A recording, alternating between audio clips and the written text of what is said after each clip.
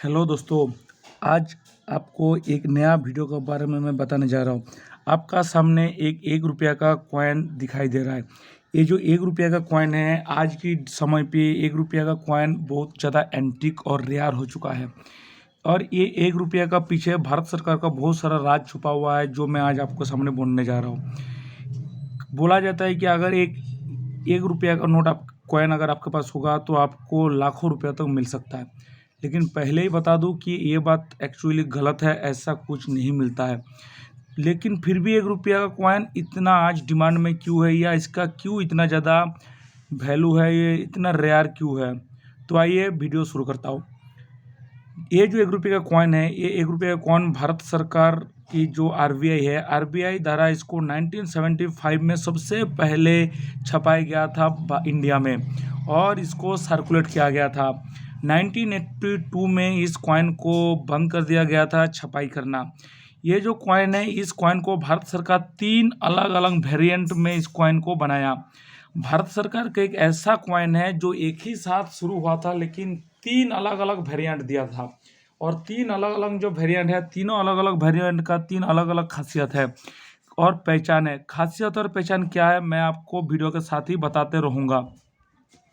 सबसे पहले ये जो कॉइन है, ये कॉइन लगभग 8 ग्राम का वेट के साथ एक कॉइन है, और इसका 28 इसका डाया है।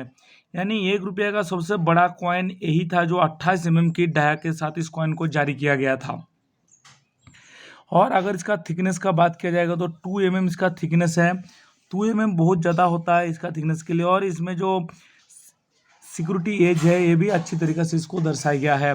ये कॉइन पूरी तरह से कॉपर और निकल, 2 मेटल का मिश्रण में बनाया गया। इसमें 75% कॉपर है और 25% निकल दे के इस कॉइन को बनाया गया। तो आइए सबसे पहले कॉइन का फ्रंट और बैक साइड के बारे में जानते हैं। ये जो है कॉइन का फ्रंट साइड है। ये फ्रंट साइड में इसका डिनोमिनेशन जो है, यानी इसका जो वैल्यू है, लिखा है 1। बगल में 2 व्हीट का इसमें शीश दिया गया है। नीचे लिखा है इंग्लिश में रूपी 1977, ऊपर में रुपया हिंदी में लिखा हुआ है। अभी आपको यहाँ पर यार का नीचे एक छोटा सा डॉट दिखाई दे रहा है। ये जो डॉट है, इसका मिंट मार्क है। 1975 में जो पहला ये कॉइन छपा गया था, उस समय इस कॉइन को 2 भारत के अलग अलग मिंटों में छपाई किया गया था। सबसे पहला जो मिंट है वो है कोलकाता मिंट, और दूसरा मुंबई मिंट। अभी अगर आपको पहचानना है कि कौन सा मिंट का कौन सा कॉइन बनाया गया है, तो इसका मिंट का भी एक अलग सा पहचान है। वो हम कैसे पहचान सकते हैं? जो कोलकाता वाला मिंट का कॉइन है, उसमें यहाँ पर प्लेन रहता है, यानी जो यार है, यार का नीचे ये प्लेन रहता है। लेकिन जो मुंबई मिंट का है, उसका नीचे, यार का नीचे डायमंड मार्क है। जैसे अगर आप ध्यान देंगे तो इस कॉइन में डायमंड मार्क दिया हुआ है, कहा ना, जहाँ यार लिखा है उसका नीचे। तो इससे पता चलता है ये कॉइन मुंबई मिंट का है। साथ ही साथ कॉइन का चारों तरफ बहुत ही खूबसूरत सा डिज़ाइन दिया गया है। अब आता है कॉइन की बैक साइड। कॉइन का जो बैक साइड है, इसमें दोनों लैंग्वेज इंग्लिश और हिंदी लिखा हुआ है, भारत और इंडिया। साथ ही साथ अशोक लायन कैपिटल और साइड में डिज़ाइन। अभी जो इसका 3 अलग अलग वेरिएंट है, उसको हम कैसे पहचानेंगे?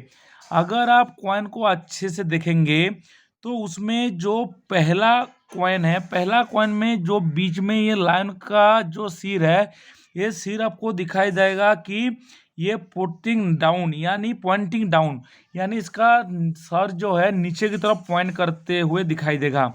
दूसरा जो कॉइन वेरिएंट अगर दिखाई देगा, सेकेंड टाइप का कॉइन, उसका ये जो अशोक लायन कैपिटल में लायन का जो सर है, यानी हेड है, वो पॉइंटिंग अप, यानी ऊपर की तरफ दिखाई देगा। जैसे ये भी नहीं है, ये सीधा दिखाई दे रहा है। तीसरा जो है हॉरिजॉन्टल दिखाई देगा और सिर्फ में, यानी ऊपर की तरफ दिखाई देगा। तो इससे पता चल सकता है कि एक कॉइन है, ये पॉइंटिंग हॉरिजॉन्टल दिख रहा है, यानी ये थर्ड टाइप का कॉइन है। साथ ही साथ इसका और एक पहचान है, जो इसमें इंडिया में डी लिखा हुआ है। तीनों कॉइन में डी का डिजाइन अलग है। जो पहला टाइप का कॉइन है, उसमें शॉर्ट स्क्वाड में डी है। दूसरा टाइप का जो कॉइन है, उसमें मोर एब्रेंट डी है, मतलब थोड़ा सा अलग से, थोड़ा मोटा है, उसका डी मिलेगा। और जो थर्ड स्मॉल डी है, उसमें थर्ड वेरिएंट में स्मॉल डी है। जैसे थर्ड है, इसमें थोड़ा डी क्या है, स्मॉल में बना हुआ है नॉर्मल में।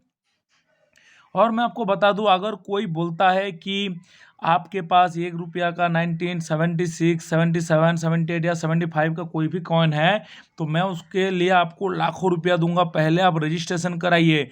आपको बता दूं, एकदम गलत है, वो आपको झूठ बोल रहा है और आपको बेवकूफ़ बनाने का चक्कर में है। तो ऐसे किसी का साझे में मत आइए, इसका बारे में जानिए। अगर ऐसा कॉइन आपके पास है, अगर ये नॉर्मल कंडीशन में यूएनसी कंडीशन में होगा, अगर फाइन कंडीशन में होगा तो आपको 5 रुपया मिल सकता है, वेरी फाइन में 10, और जो यूएनसी कंडीशन उसमें ज़्यादा 20 रुपया तक ही आपको मिल सकता है, उससे ज़्यादा आपको इस कॉइन में नहीं मिलेगा।